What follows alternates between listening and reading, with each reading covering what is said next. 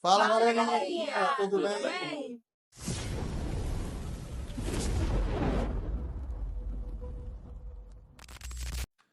No vídeo de hoje, vamos ver a relação entre a acidificação dos oceanos e a acidificação do nosso sangue. Para começar, vamos ver como é um oceano saudável, como ocorre a acidificação dos oceanos, os efeitos dessa acidificação, as causas da acidificação e, por fim, o mais importante, como reverter essa situação. Entrando aqui na água, dando um pulinho, tomando um banhozinho, podemos ver algumas tartarugas, algumas lulas, mas o mais importante está aqui à frente, os corais. Corais de diversos tamanhos, diversas cores, vivendo perfeitamente em harmonia com a natureza, com os golfinhos, com os peixes. Se isso sem nenhum sinal de ação humana, como tudo deveria ser, sem poluição, sem nada. Mas, como nós sabemos, nem tudo são flores. Um pouco mais à frente, começamos a ver a aparição de os corais de outras cores, mais esbranquiçados. E de uma hora para outra, uma paisagem que era bonita e colorida dá espaço para uma paisagem monocromática. Tudo isso por causa do CO2, que em excesso na atmosfera ele causa a acidificação dos oceanos, o que leva ao esbranquiçamento dos corais. E agora vamos entender como ocorre esse processo. E aí, galera, vocês saberiam me falar um dos efeitos da acidificação? Bom, um deles, que é o mais visível, é o branqueamento dos corais. Quando o pH da água diminui, os corais têm dificuldade de absorver o carbonato de cálcio, que nada mais é que uma substância utilizada para a formação do seu exoesqueleto. E as algas que vivem em associação com os corais começam a sofrer um estresse de tal forma que acabam morrendo. E aí, com essa morte, deixam os corais com a cor esbranquiçada e com um aspecto poroso, como é bastante notório aí no nosso mundo Minecraft. Agora, não pensem que são só as algas e os corais que sofrem com a acidificação das águas. Outros animais que têm o exoesqueleto, ou seja, aqueles que possuem uma carapaça ou até mesmo uma concha, tais como camarões, ostras, caranguejos, siris e por aí vai, também necessitam do carbonato de cálcio para manter ou então para construir os seus corpos. Então, caso eles tenham essa dificuldade de formação, os seus corpos ficam mais frágeis, né? As cascas vão ficando mais finas e vão ficando deformadas. E aí faz com que perca a proteção rígida. E aí isso torna o animal mais suscetível a predadores, por exemplo, e também aos efeitos da alta pressão nos oceanos. Além disso, algumas espécies de peixe acabam nascendo prematuramente quando estão em um ambiente ácido, ou seja, não afeta somente esse tipo de invertebrados que possuem carapaça, mas também outros grupos de animais. Então assim, galerinha, esse problema da acidificação dos oceanos envolve toda a biota marinha, e não só um grupo específico. E aqueles seres que não conseguirem se adaptar, infelizmente sofrerão com a redução de suas populações, o que consequentemente vai afetar a quantidade e até mesmo o valor dos nossos alimentos. Mas e aí, pessoal, vocês já sabem o que causa a acidificação dos oceanos? Mas o que causa essa acidificação na água? O principal responsável é um composto chamado dióxido de carbono ou CO2. Olha o navio passando, vamos entender melhor o que é esse gás. Bom, é muita fumaça, né?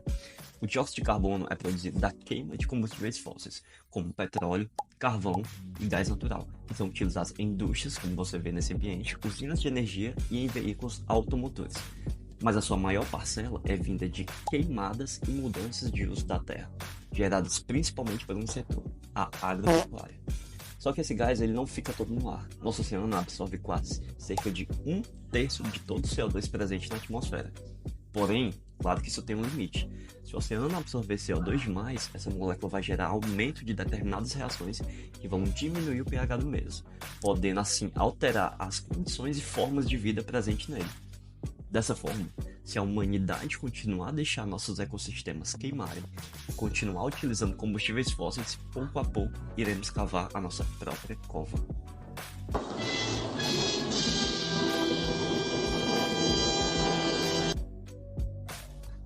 Bom, então como vamos fazer para sair desse buraco que a gente se meteu?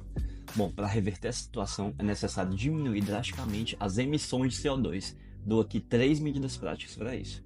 Primeiro, a mudança na nossa matriz energética.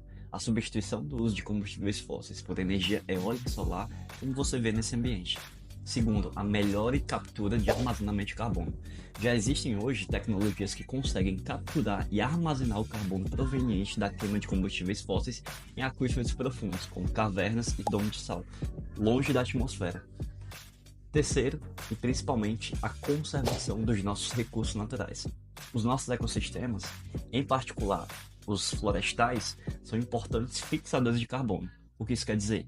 Por meio da fotossíntese, cerca de 1 hectare de árvore absorve 3,1 tonelada de gás carbônico da atmosfera por ano. Para que essas medidas ocorram, são necessárias políticas ambientais e a fiscalização das mesmas, que serão as nossas principais ferramentas para a mudança. Agora chegamos na parte mais interessante, a regulação do pH em nossos corpos. O equilíbrio ácido-básico é uma das funções essenciais do corpo. O pH de uma solução é medido como sua concentração de íons H+, e ela é expressa em uma escala logarítmica que vai de 0 a 14, no qual o pH de 7 é neutro, de 7 a 14 é considerado básico e de 7 a 0, ácido. Os desequilíbrios ácido-básicos são classificados pela direção da mudança de pH e por suas causas. Mas como ocorre o ganho de ácidos no organismo? Muitos alimentos e produtos do metabolismo do corpo são ácidos orgânicos que liberam íons de hidrogênio, tornando o ambiente mais ácido. Esses ácidos podem ser encontrados em carnes, ovos e leguminosas. E o corpo produz uma quantidade significativa desses ácidos orgânicos todos os dias. Para manter o equilíbrio, é necessário excretar esse excesso de H+. A maior fonte diária de ácidos no corpo vem da produção de CO2 durante a respiração. Embora o CO2 não seja um ácido, ele se combina com a água no corpo para formar o ácido carbônico. Esse ácido carbônico se divide em íons de hidrogênio e bicarbonato, contribuindo para a acidez no corpo. O ácido carbônico produzido tem potencial de alterar o pH corporal de forma significativa, mas felizmente, nosso corpo tem mecanismos para se desviar disso. A acidose metabólica também pode ocorrer se o corpo perder bicarbonato, e a causa mais comum de perda de bicarbonato é a diarreia, quando o bicarbonato é perdido a partir do intestino. Mas o que ocorre quando acontece um desequilíbrio? A acidose metabólica é uma condição na qual o corpo acumula ácido, fazendo com que o pH do sangue caia abaixo do normal. pH esse que varia entre 7,38 e 7,42. E diversas funções vitais são prejudicadas com essa acidose metabólica. Agora vejamos os efeitos específicos dela em diferentes sistemas do corpo. No sistema nervoso, a acidose metabólica provoca uma série de impactos devido à alteração do pH, que afeta a função dos neurônios, como por exemplo, diminuição da excitabilidade neural, onde as células nervosas geram menos impulsos nervosos, causando confusão mental, sonolência, desorientação e letargia. Além disso, ocasiona dores de cabeça, tontura e sensação de desequilíbrio, uma vez que o pH baixo interfere no fluxo sanguíneo e no fornecimento de oxigênio ao cérebro. Já no sistema sanguíneo, a acidose metabólica afeta várias funções críticas, principalmente relacionadas ao transporte de oxigênio, ao equilíbrio eletrolítico e à função cardiovascular. Começaremos pela redução da afinidade da hemoglobina pelo oxigênio, o que acarreta a liberação excessiva de oxigênio nos tecidos, podendo diminuir a capacidade do sangue de manter níveis adequados de oxigênio em áreas críticas, como o cérebro e o coração. Também ocasiona desequilíbrios de íons importantes no sangue, como potássio, sódio e cálcio, que podem levar a alterações na função celular, causando arritmias e fraqueza muscular. Por outro lado, a acidose e o pH baixo provocam a vasodilatação dos vasos sanguíneos periféricos, que pode reduzir a pressão arterial, causando hipotensão e prejudicando a circulação sanguínea, comprometendo assim o fluxo sanguíneo direcionado para o cérebro e para os rins. No sistema respiratório, para combater a acidez, o corpo aumenta a respiração de forma rápida e profunda. Esse mecanismo ajuda a eliminar o excesso de dióxido de carbono, que contribui para a acidez. E bom, quais são os impactos no nosso organismo? Então, esse esforço respiratório contínuo provoca cansaço, dificuldade de respirar e, em casos graves, insuficiência respiratória. E fica o questionamento: como podemos reverter essa situação? E para responder a esta pergunta, vamos aqui comigo rapidinho no laboratório do mundo do mágico. Eu sou trabalhador, sou Zé Povinho. E vamos seguir a seguinte linha de raciocínio. Se assim como nos oceanos, que já foi dito anteriormente, o corpo humano ele também vai precisar manter o equilíbrio de pH. Mas como é que o corpo vai fazer isso? Através dos tampões. São soluções tamponantes. E são a primeira linha de defesa do nosso corpo.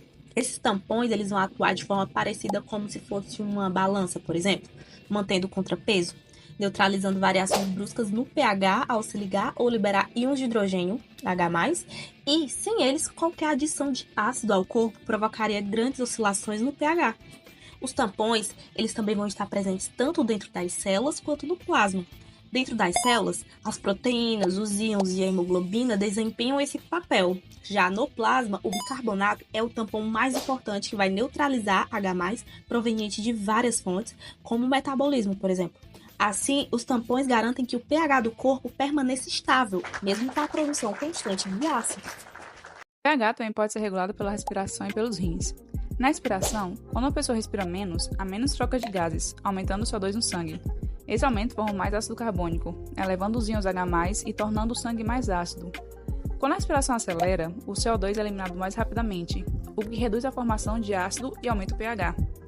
O corpo detecta a necessidade de respirar mais rápido porque tem receptores localizados nas artérias, que percebem o aumento dos íons H+, e enviam sinais ao cérebro para aumentar a frequência respiratória. Os rins, por sua vez, podem regular o pH de duas maneiras: excretando ou reabsorvendo os íons H+ diretamente e alterando a excreção ou reabsorção de bicarbonato. Em caso de acidose, os rins excretam mais H+ e produzem bicarbonato para ser reabsorvido, o que ajuda a elevar o pH do sangue. Tampões como amônio e fosfato ajudam a neutralizar o H+ durante a excreção. Em situações de alcalose, ocorre o oposto. Os rins excretam bicarbonato e reabsorvem H+ para tentar normalizar o pH. Esse mecanismo é mais lento que a respiração, levando de 24 a 48 horas para mostrar efeitos, mas é mais eficaz. É isso aí, galera. Esse foi o vídeo. Espero que tenham gostado. Um beijão, um abraço. Valeu! Minecraft rápido, Minecraft rápido, Minecraft rápido,